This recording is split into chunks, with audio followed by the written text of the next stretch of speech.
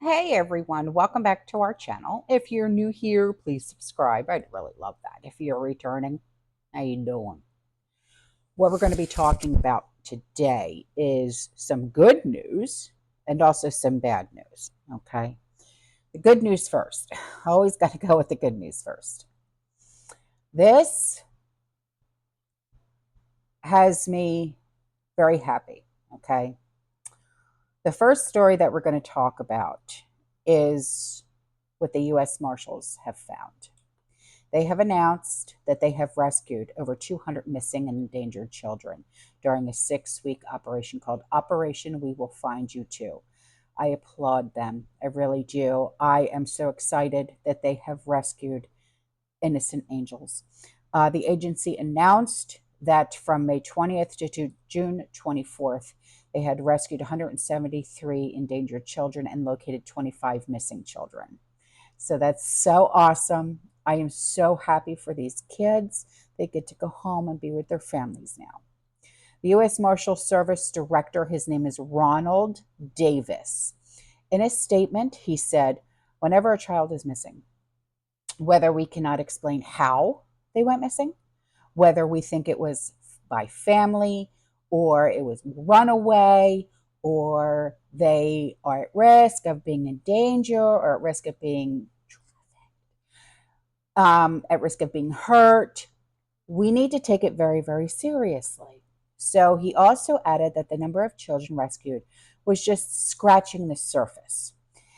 The rescue mission occurred in several U.S. cities, but mainly focused on hotspots like Phoenix, Raleigh, Miami.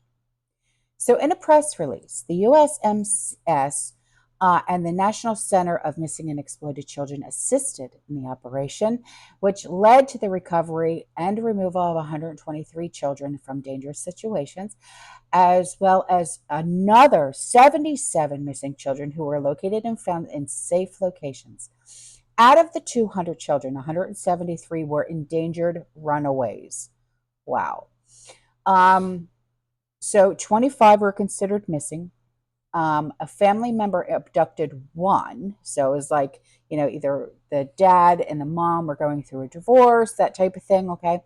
And then one was non-family abduction.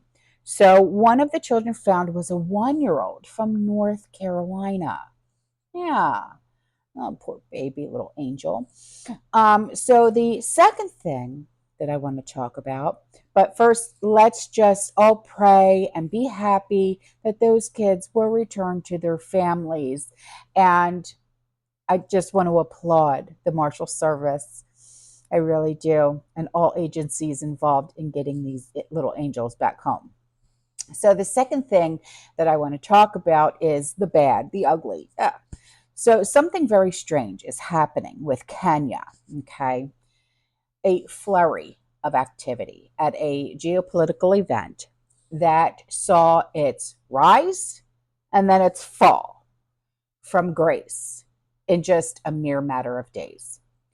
On June 24th, things were looking up for them.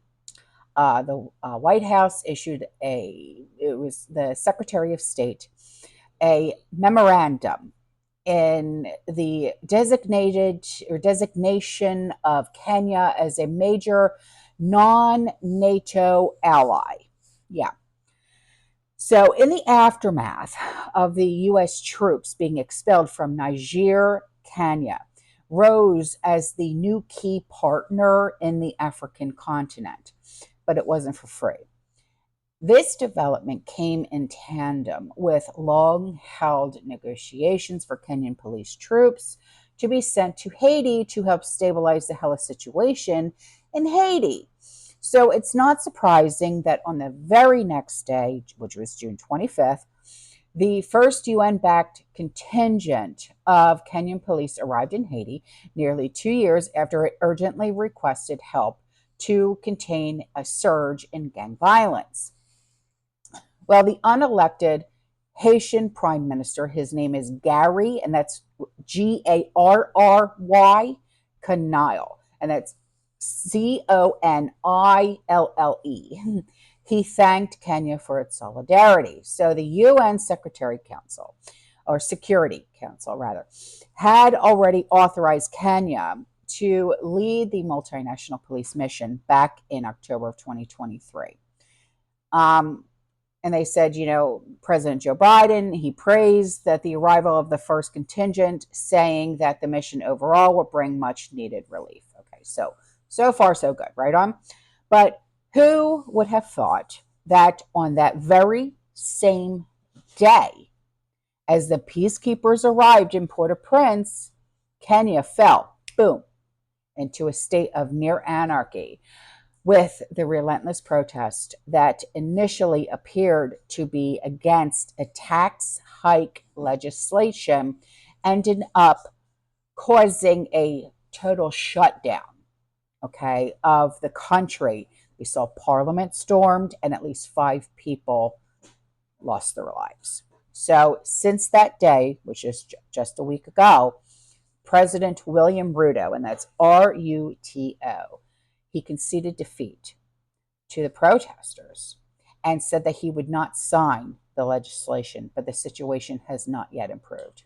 So police fired tear gas at protesters in Nairobi, as many businesses remain closed for fear of looting, and the main highway to Kenya's second largest city, which is Mombasa, and that's Mombasa, was closed as protesters lit bonfires. So in Mombasa, 5 vehicles were burnt by protesters outside a hotel, whose owners is alleged to have shot at protesters who were looting. So they were defending themselves, whatever.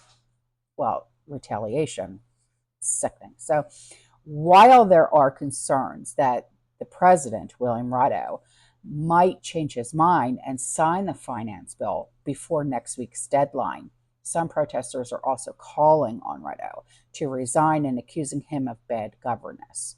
So there you go. The major U.S. ally to the brink of conflict in just a mere few days. So the government says that criminals were taking advantage of planned protest to commit arson and terrorize Kenyans. And the president has offered to have a dialogue, a meeting of the minds, whatever you want to call it, with Kenyan youth, and has promised budget cuts on travel, hospitality for his office, in line with some of the protesters' demands, because unemployment remains high. Prices are outrageously high. We think we've got it bad. Talk about hyperinflation over there in Kenya. There has been outrage over the luxurious lives of the president and other senior officials, kind of like what we deal with here, okay? They'll never know what it's like to be a freaking useless eater, right on? So, but the members of the protest movement do not trust the president, just like we don't trust ours, to implement his new plans, if you will. So, but really, who trusts their government? Nobody, right on. But these guys, the civilians, they're just taking it to a whole new level. They're off the chain. They really are. But anyway, so that's all for this video. I will see you guys in the next one, okay? You stay safe, you stay positive, you keep prepping. And as always, fear less.